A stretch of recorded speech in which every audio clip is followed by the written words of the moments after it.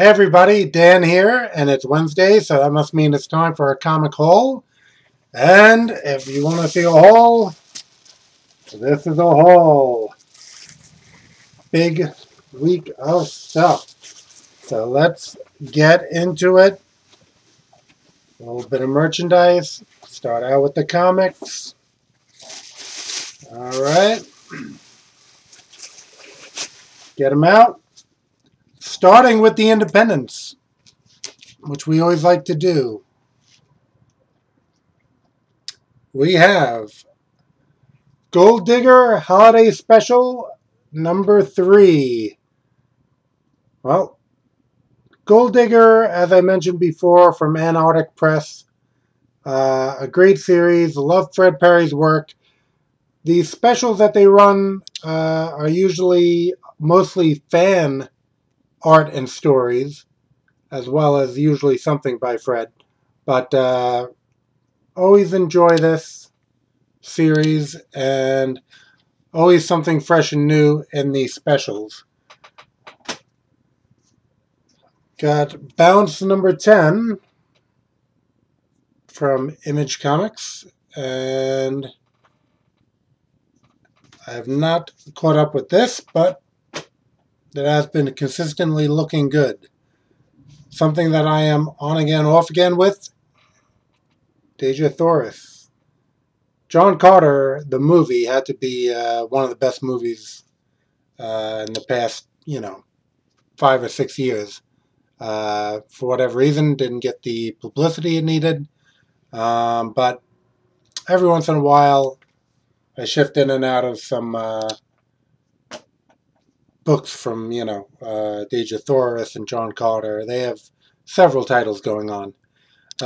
This one I saw as my comic store's pick of the week, so I flipped through it. The art looked pretty good. Not so sure about the topic material within, but I will check it out.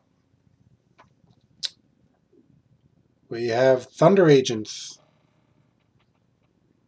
Which number is this again? Number 6. Thunder Agents number 6. Longtime fan. Really enjoyed the series from Deluxe. If anyone had ever saw the Deluxe series of Thunder Agents, I'd advise you to go try to dig those up. A lot of great creators, including George Perez on that one. That was really truly a great series. Talking of great series, we have Miracle Man number 3, which is basically Marvel's way of reintroducing us to Miracle Man, aka Marvel Man. Let's see, I guess we're shifting into Marvel. Fantastic Four number 1.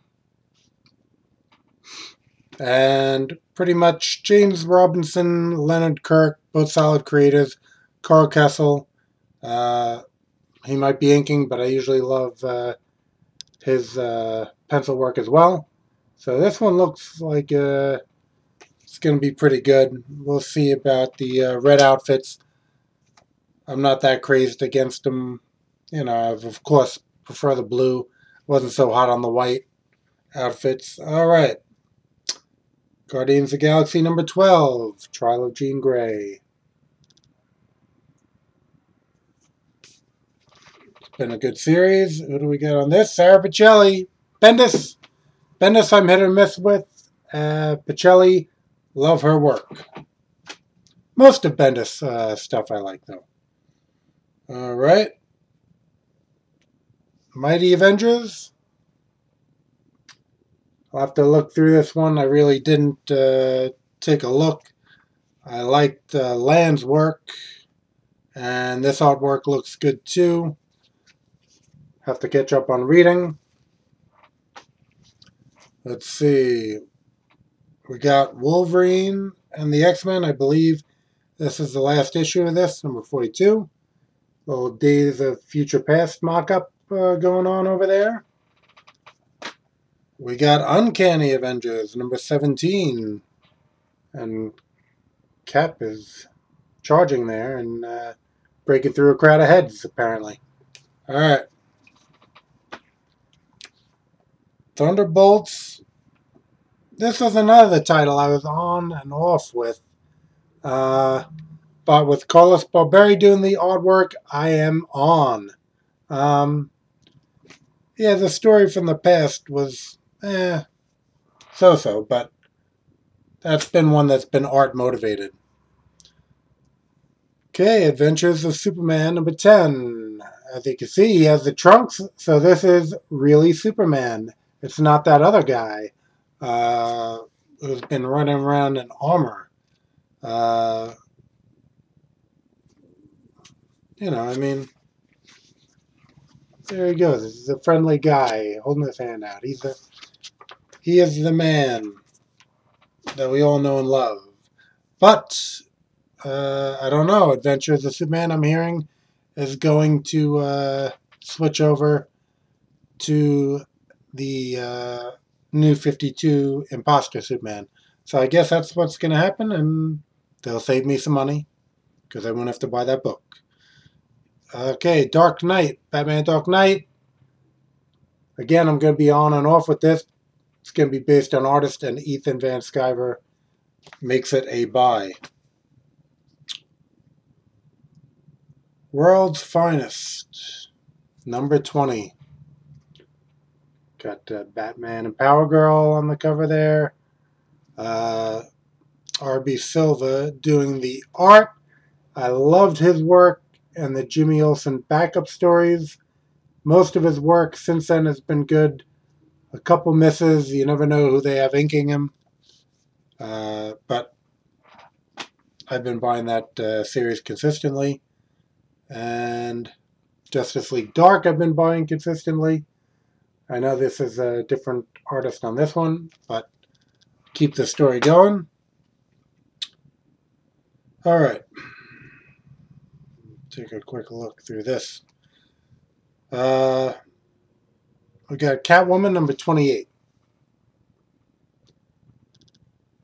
The artwork, Pat Olliffe is okay. He's another one that depends on the inker. And the city always has done a good story.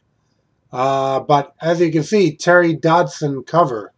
So, I mean, doesn't that just about do it right there? Once you have Terry Dodson doing the cover? I think it does. So, liking this, liking that cover. All right. Superman, number 28. Okay. This is a Brett Booth book. So, he doesn't do the cover here. It's Ed Benes, but again, Brett Booth is doing the art, and I will buy whichever title he's doing. Speaking of which, Paul Pelletier, another artist that I will buy whatever he is doing at the time. Because traditionally I've not been a big Aquaman fan. He's okay, but Paul Pelletier kept me on the book. And talking of art, Lois Lane has her own issue. And, you know, again, it's New 52 Lois Lane. Who knows what's really going on there. I flipped through it, and I did like the art. So it came home with me. All right. So let's see what merchandise we have. First up, coming in today was the Marvel Select Hawkeye. Okay, looks pretty cool. Let's see, you got like an Ultron base in there, if you can see that. Hawkeye's standing proud there. I'll try to zoom in on this arrow he has. Let me see what's going on here. Let's see if I can zoom in on that. Because he has an arrow with the wasp. on the end of the arrow. I don't know if the lighting's going to cooperate with us here. Shed a little more light on that. So you can see that. The Wasp is at the end of the arrow. Ultron, Hawkeye. There was a Marvel Legends. So I don't get every Marvel Select if I like the Marvel Legends. This is a very good, well-crafted figure. Enough so that even having the Marvel Legend one, I said this just looks so much better that I felt it was worth picking up. Taking a look at the back here. Got a picture, a little bio. See now that Thor there, that Thor came out. I did not think it was really better than previous. One of the Marvel Legends was very good with Thor. So that I didn't need. I think the same goes for that Black Widow. So, but this Hawkeye made me want to get it. So I did. All right. Now we got another purchase here. All right. I know everyone's not thrilled with this series, but I really enjoyed, as one of my favorite Star Trek series, Star Trek Deep Space Nine. And, you know, I have like, you know, a little Matchbox size Enterprise that came out. I figured it would be pretty cool to have the space station as well. I don't know how in the world I can hang these things up and replicate it like being in space, but that would be a pretty cool idea. One that I may have to try to execute at some point. So, why not dig into this one? We've got some adhesive here to get through. Let me just do that.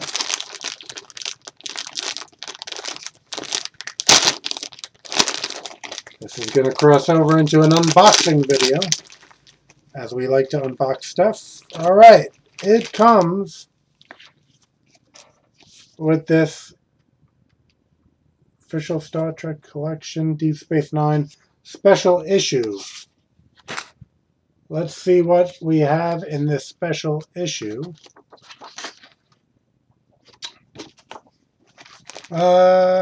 It's probably going to be schematics, I have a feeling. Oh, got a little history of it.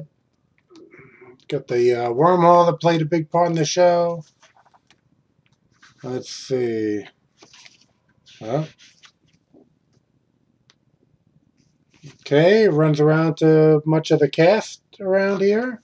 And again, and there's the schematics that I talked about. That's within that. Let's see how they designed it. Very nice. More of the design work that went into it. Filming the station. Okay, this is, I guess, how they filmed the model that they used. And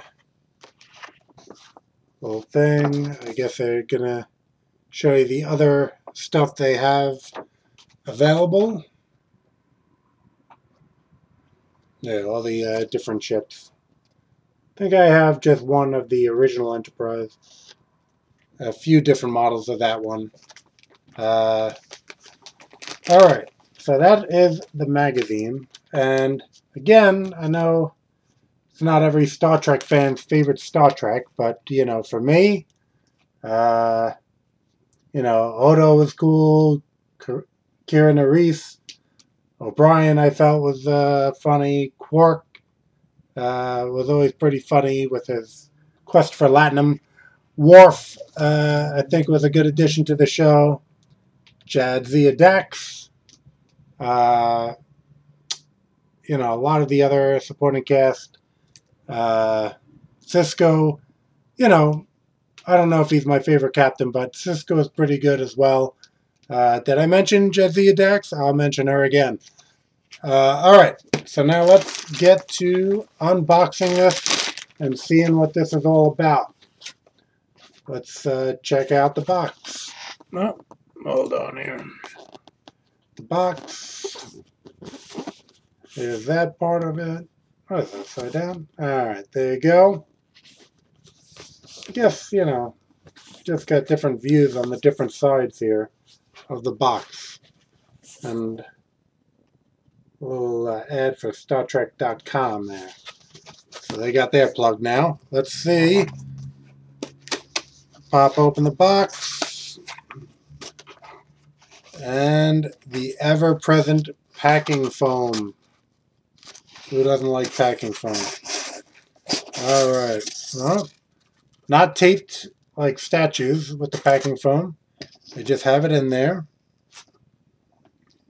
Well, and it seems to be like a die-cast metal. And there you have it. Let's see what we got here. Pretty solid. Looks like it's, well, I'm guessing it is a little small compared to, well, actually, no, the Matchbox Enterprise might be in a good scale with this. You know, I guess I could always have someone visiting the house and saying, you know, the size ratio is off with that Enterprise, and I'll be like, okay, calm down, buddy. So here's what you got. I think it's pretty detailed. I think it looks very well done. Again, I do like that it's die-cast metal, so that's going to be pretty solid. A little heavier for hanging if one were to use, like, you know, some of the thin threads or whatever that people use to hang stuff. But I guess if they can hold Peter Pan, then they should be able to hold this. So, well, I think it looks pretty good. I think I showed you every angle. Now it's upside down. That isn't good for everyone who's aboard. All right, so now you have that. And that is this week's haul. So thanks for tuning in, and see you on the next video.